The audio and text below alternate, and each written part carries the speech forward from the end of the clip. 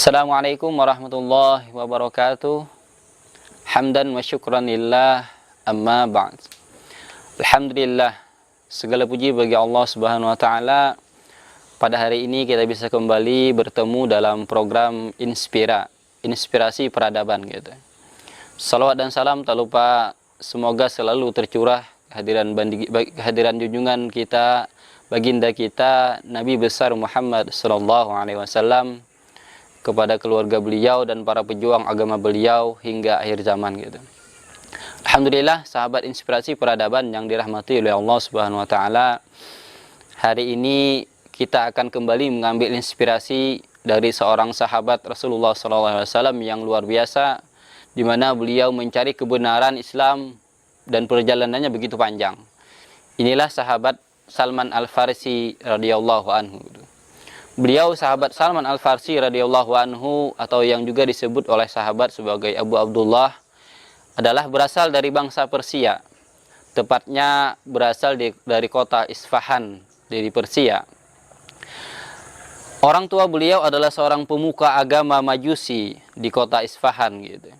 Karena orang tua beliau sebagai pemuka agama, maka sahabat Salman Al-Farsi ini pun dididik dari kecil sampai dewasa oleh orang tuanya dalam lingkungan pendidikan agama Majusi, dan dikader oleh orang tuanya untuk menjadi generasi penerus dari pemuka agama orang tuanya, karena orang tuanya adalah pemuka agama dan tokoh di masyarakat tersebut gitu.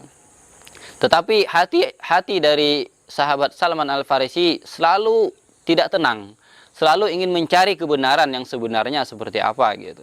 Maka ketika ada satu kesempatan gitu, karena selama ini sahabat kita Salman Al-Farisi itu selalu dikurung di rumah, tidak pernah berinteraksi keluar gitu.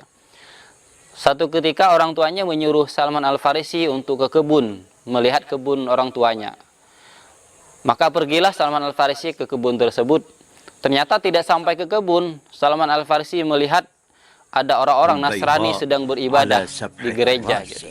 Maka masuklah Salman Al-Farisi ke gereja untuk melihat orang-orang Nasrani sedang beribadah, melakukan ritual ibadah mereka yang dia lihat ini begitu luar biasa.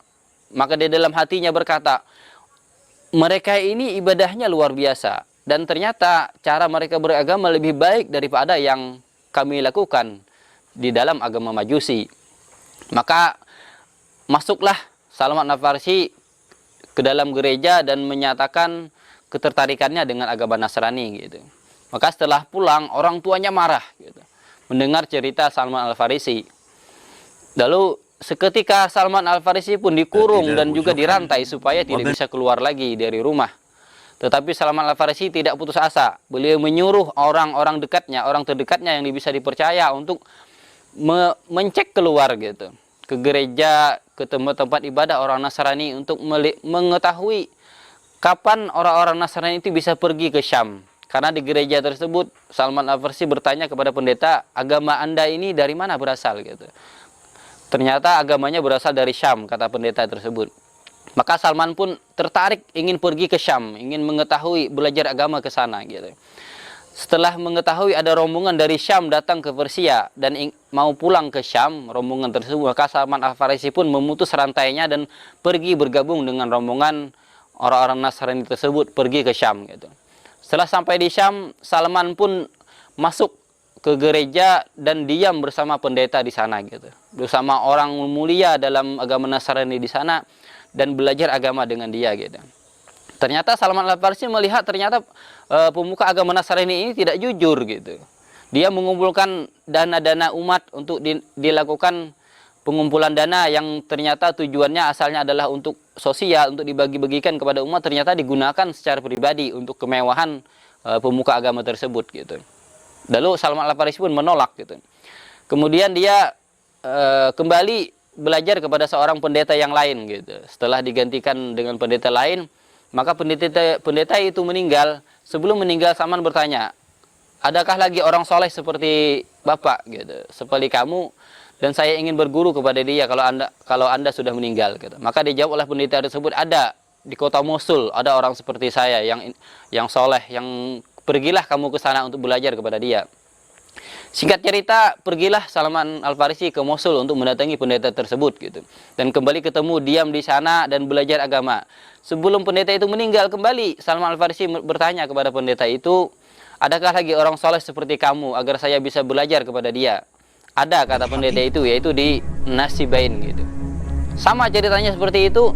Di sana pun ketika pendetanya sebelum meninggal, Salman pun bertanya, adakah orang soleh seperti Anda lagi agar saya bisa menuntut ilmu di sana dan belajar kepada dia? Kata pendeta tersebut, ada di kota Amuriyah gitu. Maka pergilah Salman Al-Farisi ke kota Amuriyah untuk datang kepada pendeta tersebut, pemuka agama di sana, dan belajar kepada dia. Tinggal di sana, belajar sekian lama. Setelah lama dia sambil bekerja di Amuriyah gitu. Dia membeli kambing, sapi dan sebagainya sambil menuntut ilmu di sana, sambil mengabdi kepada pemuka agama di situ gitu. Maka sebelum meninggal pemuka agama itu, Salman kembali bertanya kepada pemuka agama itu, adakah lagi orang soleh seperti Anda agar saya bisa belajar ke sana dan mengabdi kepada dia? Kata pendeta tersebut, cukuplah Anda mencari orang soleh gitu, karena sudah ada nabi akhir zaman yang sudah datang dengan ciri-ciri kenabian yang sudah diceritakan oleh pendeta tersebut, dan dia berada di kota Mekah gitu, tepatnya di daerah gurun Arab gitu. Maka pergilah, diamlah sementara Salman di kota Amuriyah untuk mencari bekal untuk pergi ke sana gitu. Ternyata ketika ada rombongan dari Jazirah Arab datang ke Amuriyah dan mau pulang ke Jazirah Arab, maka Salman pun ingin bergabung dengan rombongan tersebut gitu. Bahkan Salman menawari, silakan kalian ambil sapi dan kambing saya, yang penting saya bisa ikut kalian ke Jazirah Arab gitu. Maka singkat cerita, pergilah Salman Al-Farisi dengan rombongan tersebut gitu. Ternyata di tengah perjalanan orang-orang ini adalah orang-orang yang jahat, bukan orang baik gitu. Dan Salman pun ternyata dijual kepada orang Yahudi gitu, dan dijadikan budak gitu. Singkat cerita, Salman pun dibawa oleh majikannya gitu, oleh orang Yahudi tersebut sebagai penjaga kebun gitu.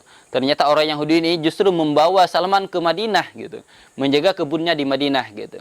Maka di Madinah inilah Salman Al-Farisi mendengar-dengar di mana sih ada seorang yang mengaku nabi dan dengan ciri-ciri kenabian yang sudah ada diceritakan oleh pendeta tadi gitu. Maka bertemulah Salman Al-Farisi dengan seorang yang mengaku sebagai nabi, ditemuilah oleh Salman gitu. Dilihat ciri-cirinya, oh ternyata ada, jelas ini adalah ciri-ciri kenabian yang disebutkan oleh pendeta tersebut. Maka bersyahadatlah Salman Al-Farisi kepada Rasulullah SAW dan berkorban jiwa dan hartanya untuk agama gitu. Dan pengorbanan Salman Al-Farisi kepada agama begitu luar biasa gitu.